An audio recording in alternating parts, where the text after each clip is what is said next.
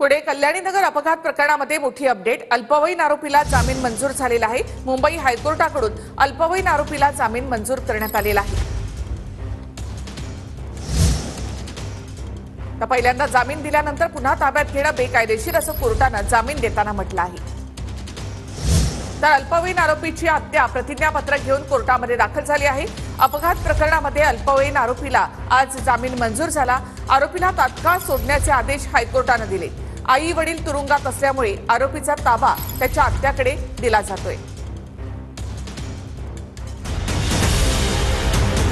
अल्पवयीन आरोपीला कोठडीत ठेवता येणार नाही, मुंबई हायकोर्ट। अल्पवयीन आरोपीची तातडीनं सुटका करा, हायकोर्टाचे आदेश। आत्याकडे मुलाचा ताबा द्यावा, मुंबई हायकोर्टाचे आदेश। आज संध्याकाळपर्यंत अल्पवयीन आरोपीला सोडण्याचे कोर्टाचे आदेश।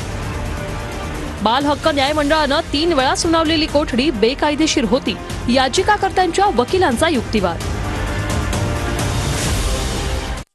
सुटकेचा निर्णय झाल्यानंतर सरकार पक्षाकडून एक ऑब्जेक्शन आलं की त्याला कोणाच्या कस्टडीमध्ये देण्यात यावं। तो ऑनरेबल बॉम्बे हायकोर्टने ते क्लॅरिफाय केलेलं आहे की याचिकाकर्ता जी पॅटर्नल आंट आहे त्यांच्या कस्टडीत जुव्हेनाईलला देण्यात यावे। जुव्हेनाईल जस्टिस ॲक्ट प्रमाणे child in conflict in law CCL यांच्यासाठी एक सायकोलॉजिकल सेशन्स ऑर्गनाइज असतात, त्याचं काउन्सिलिंग कंटिन्यू करण्यात यावं असे आदेश आहेत।